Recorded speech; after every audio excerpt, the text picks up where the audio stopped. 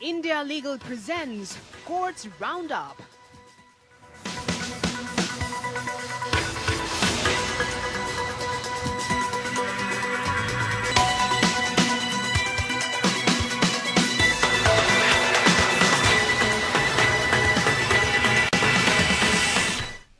नमस्कार, courts roundup में आप सभी का बहुत बहुत स्वागत है। मैं हूं आपके साथ वक्ता दुबे और इस बुलेटिन में अगले आधे घंटे हम आपको कोर्ट से जुड़ी तमाम छोटी बड़ी खबरों से रूबरू करवाएंगे। कोर्ट की कार्यवाही और सुप्रीम कोर्ट से लेकर हाई कोर्ट और लोअर कोर्ट्स तक के फैसलों को आपके सामने रखेंगे। लेकिन आगे बढ़ने से पहले एक नजर हेडलाइंस पर। कार्यक्रम के प्रायोजक है डॉक्टर ऑर्थो आयुर्वेदिक ऑयल और कैप्सूल। अब दर्द भी घुटने टेकेगा।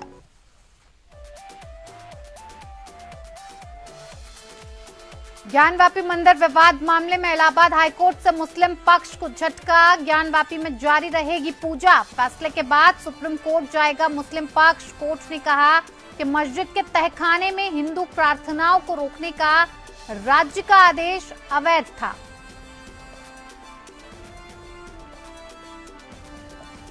कलेक्टर को ईडी समन पर तमिलनाडु सरकार के विरोध पर सुप्रीम कोर्ट ने उठाए सवाल। कहा राज्य सरकार संसद में बनाए कानूनों का करे पालन। अफसरों को करना होगा ईडी का सहयोग।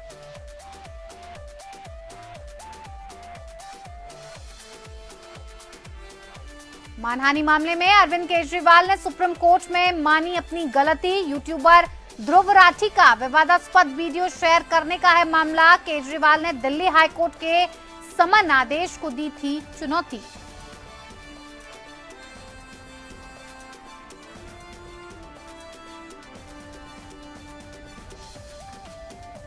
कलकत्ता हाईकोर्ट ने संदेश खाली मामले में लिया स्वतः संज्ञान। सुनवाई की शुरू। अभिषेक बनर्जी के दावे को किया खारिज। कहा शाहजहां शेख की गिरफ्तारी और पुलिस कार्रवाई पर नहीं है कोई रोक, उसे पकड़ा जाए।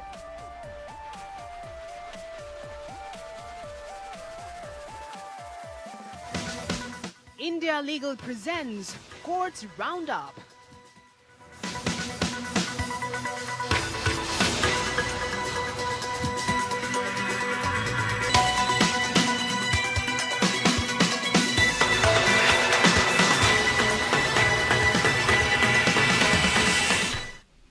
वाराणसी की ज्ञानवापी परिसर में स्थित व्यास तहखाने में पूजा जारी रहेगी। इलाहाबाद हाईकोर्ट ने यह फैसला सुनाया है। हाईकोर्ट में मुस्लिम पक्ष की ओर से इस बारे में याचिका दाखिल की गई थी। अदालत ने इस याचिका को खारिज कर दिया है। फैसला सुनाते हुए जस्टिस रोहित रंजन अग्रवाल ने कहा केस से जुड़े सारे रिकॉर्ड्स और संबंधित पक्षों की दलीलें सुनने के बाद हाईकोर्ट जिला जज के सुनाए फैसले पर रोक लगाने की कोई वजह नहीं है। कोर्ट ने कहा कि 1993 ज्ञानवापी मस्जिद के तहखाने में हिंदू प्रार्थनाओं को रोकने का राज्य का आदेश अवैध था। 17 जनवरी और 31 जनवरी को सुनाए फैसले में वाराणसी की जिला अदालत ने जिलाधिकारी को प्रॉपर्टी का रिसीवर नियुक्त किया था और व्यास तहखाने में पूजा करवाने की बात कही थी। पूजा शुरू होने से पहले इस मामले में हिंदू पक्ष ने दावा किया था कि नवंबर 1993 से पहले व्यास तहखाने में पूजा पाठ को उस वक्त की प्रदेश सरकार ने रुकवा दिया था, जिसको शुरू करने का पुनः अधिकार दिया जाए। वहीं मुस्लिम पक्ष ने प्लेस ऑफ वर्शिप एक्ट का हवाला देते हुए याचिका को खारिज करने की मांग की थी, लेकिन कोर्ट ने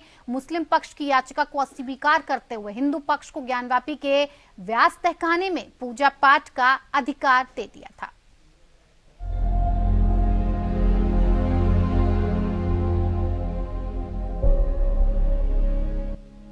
ज्ञानवापी मामले में इलाहाबाद हाईकोर्ट ने अहम फैसला सुनाया है।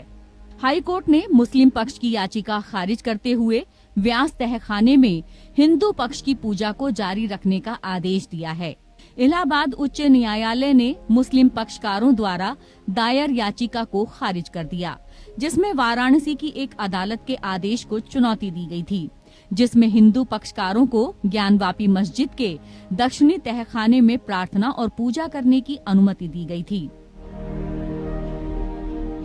The Honorable Allahabad High Court has dismissed the first appeal from order of Anjuman Intizamiya, which was directed against 17th of January order and 31st of January order, and the effect of this order is that the puja will continue, and if the Anjuman Intizamiya comes to the Supreme Court, we will file our caveat before the Honorable Supreme Court. Allahabad high court ने आज operative portion order का अपना पढ़ा। अभी पूरा order upload हो जाएगा तब हम बता पाएंगे। ऑर्डर काफी बड़ा है। ऑपरेटिव पोर्शन में ये कहा है कि हमको मुस्लिम साइड की जो दलीलें दी गई वो बलहीन लगती हैं और जो ऑर्डर डिस्ट्रिक्ट जज का है, डिस्ट्रिक्ट मजिस्ट्रेट को रिसीवर अपॉइंट करने का, और जो पूजा चल रही वो ये चलती रहेगी, और उनकी फर्स्ट अपील फ्रॉम ऑर्डर को खारिज कर दिया। बहुत ही स्वागत योग्य फैसला है, और जो पूजा का अधिकार हिंदुओं को मिला था उस अधिकार को उच्च न्यायालय ने बरकरार रखा है। जिला जज के द्वारा सही फैसला दिया गया, और सही बात है कि 93 तक वहाँ लगातार व्यास जी तहखाने में हिंदुओं की पूजा हो रही थी, और उसको जबरदस्ती बिना किसी कानून के, बिना किसी आदेश के रोक दिया गया था, और इसीलिए उसकी याचिका मुस्लिम पक्ष की कोर्ट ने खारिज कर दी है। आदेश ज्ञानवापी परिसर के धार्मिक चरित्र पर परस्पर विरोधी दावों से जुड़े एक सिविल कोर्ट मामले के बीच पारित किया गया था। अन्य दावों के अलावा हिंदू पक्ष ने कहा कि इससे पहले 1993 तक मस्जिद के तहखाने में सोमनाथ व्यास के परिवार द्वारा हिंदू प्रार्थनाएं की जाती थीं, जब मुलायम सिंह यादव के नेतृत्व वाली सरकार ने कथित तौर पर इसे समाप्त कर दिया था। मुस्लिम पक्ष ने इस दावे का विरोध किया है और कहा है कि मस्जिद की इमारत पर हमेशा से मुसलमानों का कब्जा रहा है। इससे पहले वाराणसी जिला अदालत ने भी इस मामले में हिंदुओं के पक्ष में फैसला सुनाया था, जिसके खिलाफ ही मुस्लिम पक्ष इलाहाबाद हाई कोर्ट पहुंचा था। हालांकि यहां से भी मुस्लिम पक्ष को निराशा ही हाथ लगी, और इलाहाबाद हाई कोर्ट ने ज्ञानवापी के व्यास तहखाने में हिंदुओं की पूजा का अधिकार सुरक्षित रखा है। हालांकि मुस्लिम पक्ष के पास अभी सुप्रीम कोर्ट जाने का विकल्प खुला हुआ है, और अब मुस्लिम पक्ष का अगला कदम सुप्रीम कोर्ट ही होगा। हाई कोर्ट ने हिंदू और मुस्लिम दोनों पक्षों की दलील सुनने के बाद पहले ही फैसला सुरक्षित रख लिया था। अंजुमन इंतजामिया कमेटी की तरफ से वाराणसी कोर्ट के आदेश को चुनौती दी गई थी, जिसमें पूजा पर स्टे लगाने की बात कही गई थी। मुस्लिम पक्ष का दावा था कि डीएम को वाराणसी कोर्ट ने रिसीवर नियुक्त किया है, जो पहले से काशी विश्वनाथ मंदिर के सदस्य हैं, इसीलिए उनको नियुक्त नहीं किया जा सकता है। मुस्लिम पक्ष ने ये भी कहा है कि दस्तावेज में किसी तहखाने का जिक्र नहीं है। मुस्लिम पक्ष ने ये भी कहा कि व्यास जी ने पहले ही पूजा का अधिकार ट्रस्ट को ट्रांसफर कर दिया था, उन्हें अर्जी दाखिल करने का अधिकार नहीं है। ज्ञानवापी मस्जिद के सर्वे के बाद तहखाना खोल दिया गया था। इस मामले में शैलेंद्र कुमार पाठक ने वाद भी दायर किया था, जिसके बाद 31 जनवरी को जिला जज के आदेश पर हिंदू पक्ष को पूजा का अधिकार दे दिया गया था। जिला जज के आदेश के बाद काशी विश्वनाथ ट्रस्ट ने पूजा अर्चना शुरू कर दी थी। Bureau report, APN.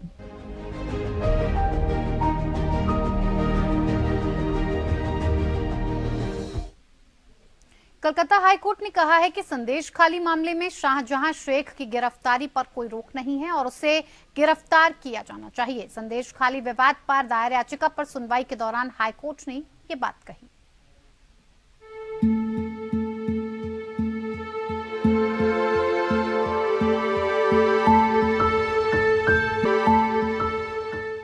Calcutta high court ने संदेश खाली मामले पर स्वतः संज्ञान लेकर सुनवाई की। कलकत्ता हाईकोर्ट ने कहा कि संदेश खाली मामले में शाहजहां शेख की गिरफ्तारी पर कोई रोक नहीं है और उसे गिरफ्तार किया जाना चाहिए। संदेश खाली विवाद पर दायर याचिका पर सुनवाई के दौरान हाईकोर्ट ने ये बात कही। कोर्ट ने कहा, मामले में शाहजहां शेख, प्रवर्तन निदेशालय, सीबीआई और राज्य के गृह सचिव को पक्षकार बनाया जाए। मुख्य न्यायाधीश टीएस शिवगन्नम की अगुवाई वाली खंडपीठ ने निर्देश दिया कि उच्च न्यायालय रजिस्ट्री द्वारा समाचार पत्रों में एक सार्वजनिक नोटिस दिया जाए, जिसमें ये कहा गया हो कि शेख को मामले में पक्षकार बनाया गया है क्योंकि वो फरार है और उन्हें 5 जनवरी को प्रवर्तन निदेशालय पर भीड़ के हमले के बाद से सार्वजनिक रूप से नहीं देखा गया है। सुनवाई के दौरान वकील ने कहा कि कई लोग संदेश खाली जाने की कोशिश कर रहे हैं, कुछ लोगों को जाने दिया जा रहा है और कुछ को गिरफ्तार किया जा रहा है। मैं कोर्ट से अपील करता हूं कि एक स्वतंत्र कमेटी बनाई जाए जो संदेश खाली जाकर लोगों से बात करे।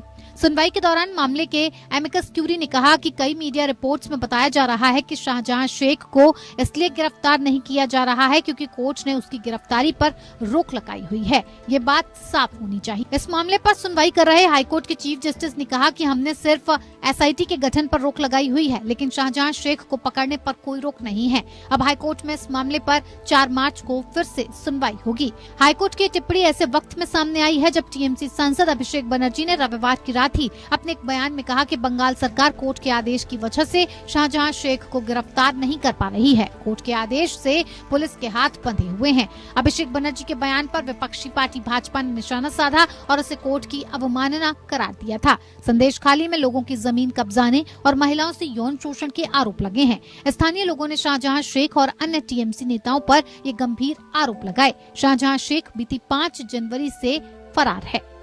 Bureau report. इधर तमिलनाडु अवैध रेत खनन घोटाले के मामले में 5 जिला कलेक्टर को समन करने पर तमिलनाडु हाईकोर्ट के द्वारा रोक लगाए जाने को सुप्रीम कोर्ट में चुनौती देने के मामले में सुप्रीम कोर्ट में सुनवाई हुई। जस्टिस बेला एम त्रिवेदी की अध्यक्षता वाली बेंच ने कथित अवैध रेत खनन घोटाले के मामले में ईडी की याचिका पर सुनवाई के दौरान फिर सवाल उठाते हुए तमिलनाडु सरकार से कहा कि आपने किस कानून के तहत ईडी के खिलाफ याचिका दाखिल की। और उसके साथ ही कोर्ट ने कहा कि अगर कलेक्टर ईडी के समन से परेशान है तो कलेक्टर को कोर्ट में अपील दाखिल करनी चाहिए थी। कोर्ट ने कहा कि राज्य सरकार को संसद के बनाए कानून का पालन करना होगा। राज्य के अफसरों को ये पता लगाने में ईडी का सहयोग करना होगा कि अपराध हुआ है या नहीं। सुप्रीम कोर्ट ने इस मामले में कैविएटर की ओर से इस मामले में याचिका की मेंटेनेबिलिटी पर सवाल उठाते हुए दाखिल किए गए एक जवाबी हलफनामे को रिकॉर्ड में लिया गया। दरअसल तमिलनाडु में कथित अवैध बालू खनन घोटाले की ईडी की जांच के संबंध में समन जारी किए गए थे। पिछले नवंबर में मद्रास हाईकोर्ट ने तमिलनाडु में 5 जिला कलेक्टरों को ईडी द्वारा जारी ऐसे समन पर रोक लगाने के लिए एक अंतरिम आदेश को सुप्रीम कोर्ट में अपील दाखिल की है। हाईकोर्ट का कहना था कि प्रथम दृष्टया ईडी के पास राज्य के किसी भी जिला कलेक्टर को समन जारी करने का कोई अधिकार क्षेत्र नहीं है। साथ ही हाईकोर्ट ने तमिलनाडु सरकार के द्वारा ईडी के समन जारी करने को चुनौती देने के लिए याचिका दाखिल करने के आधार को लेकर उठाई गई आपत्तियों को भी खारिज कर दिया था कि उनको इसका अधिकार ही नहीं है। हालांकि हाईकोर्ट ने अपने आदेश में स्पष्ट किया कि ईडी की चल रही जांच पर कोई रोक नहीं लगाई गई थी।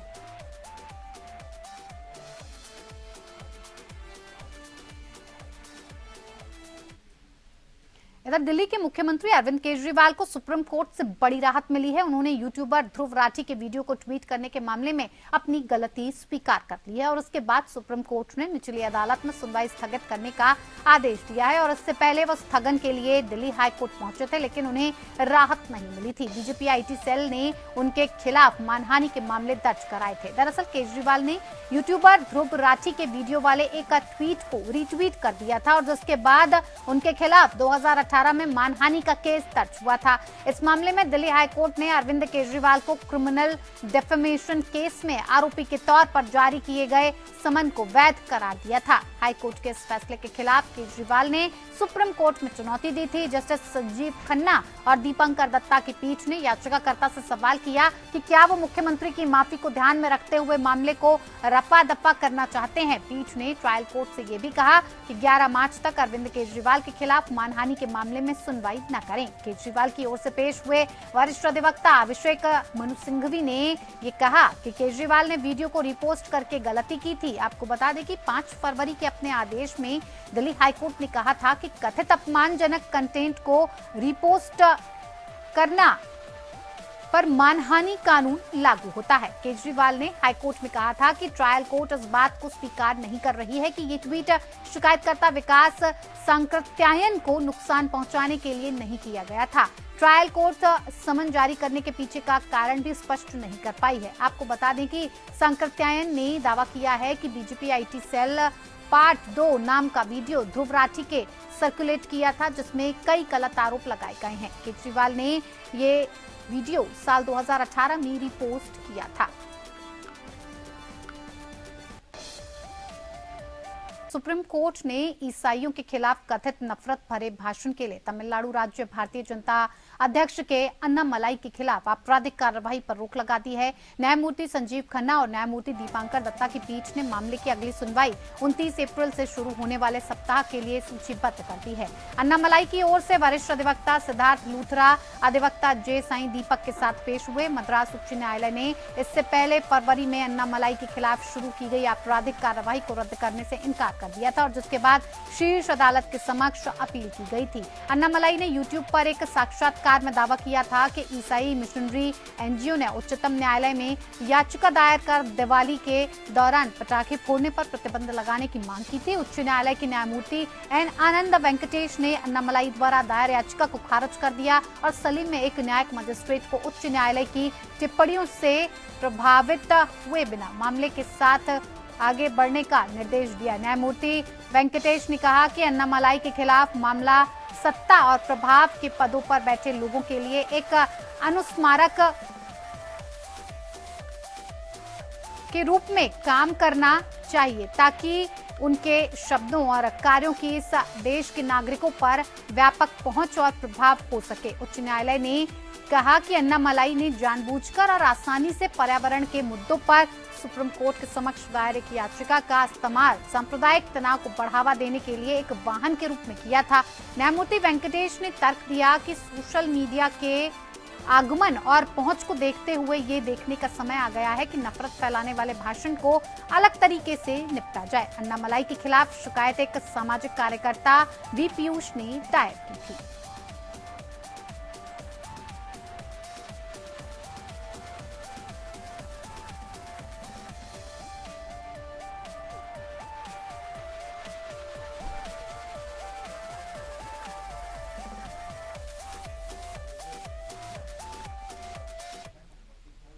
इधर मद्रास उच्च न्यायालय ने तमिलनाडु के मंत्री आई पेरियासामी के खिलाफ अवैध भूमि आवंटन मामले को बंद करने के विशेष अदालत के आदेश को रद्द कर दिया है। न्यायमूर्ति आनंद वेंकटेश ने पेरियासामी को मामले में मुकदमे का सामना करने का निर्देश दिया है। न्यायमूर्ति वेंकटेश ने द्रमुक के नेतृत्व वाली सरकार में ग्रामीण विकास मंत्री पेरियासामी को पूर्व मुख्यमंत्री एम करुणानिधि के निजी सुरक्षा अधिकारों को तमिलनाडु हाउसिंग बोर्ड की जमीन के कथित अनियमित आवंटन के मामले में पेरियासामी को आरोप मुक्त करने के खिलाफ स्वतः संज्ञान लेते हुए एक पुनरीक्षण मामले का फैसला सुनाया है। सतर्कता एवं भ्रष्टाचार निरोधक निदेशालय ने 2011 में अन्ना द्रमुक के सत्ता में आने के बाद पेरियासामी के खिलाफ मामला दर्ज किया था। पेरियासामी के खिलाफ डीवीएससी का मामला चेन्नई में करुणानिधि के पीएसओ गणेशन को उच्च आय वर्ग की एक जमीन के आवंटन से संबंधित है, जब पेरियासामी मार्च 2008 में द्रमुक शासन के दौरान आवास मंत्री थे, जबकि तत्कालीन विधानसभा अध्यक्ष ने 2012 में पेरियासामी के अभियोजन के लिए मंजूरी दी थी। मंत्री ने 2016 में एक डिस्चार्ज याचिका दायर की थी, जिसमें दावा किया गया था कि इस तरह की मंजूरी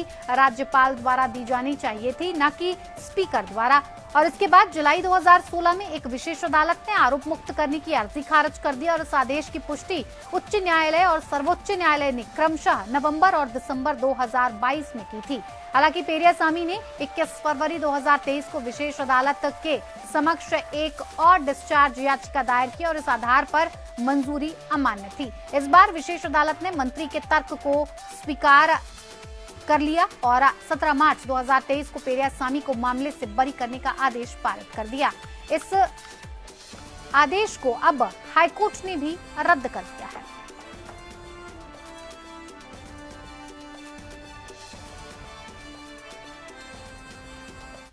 बॉम्बे हाईकोर्ट की नागपुर बेंच ने हाल ही में अमरावती के Holi cross convent English high school पर एक व्यक्ति को इस आधार पर अनुकंपा नियुक्त से इनकार करने के लिए 25,000 रुपए का जुर्माना लगाया कि स्कूल ने पुरुष चपरासी को नौकरी पर न रखने की नीति अपनाई है। आइए इंडिया लीगल के वेब रिपोर्टर से समझते हैं कि अनुकंपा नियुक्ति के नियम आखिर होते क्या हैं।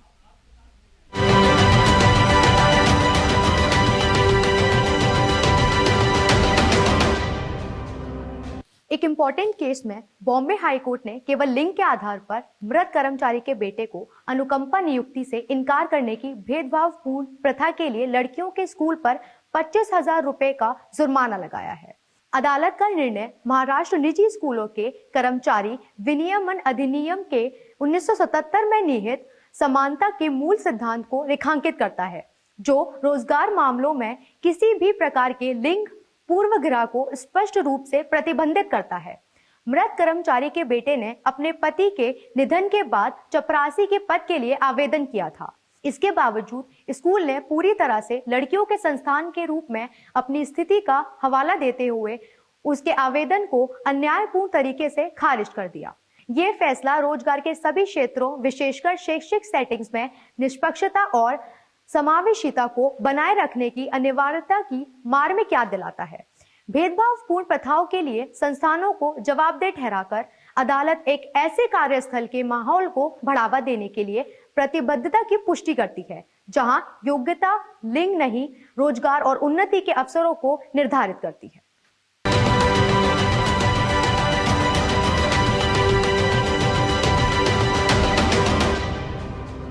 तो चलिए कोर्ट राउंड अप में मेरे साथ फिलहाल इतना ही। नमस्कार। India Legal presents Courts Roundup.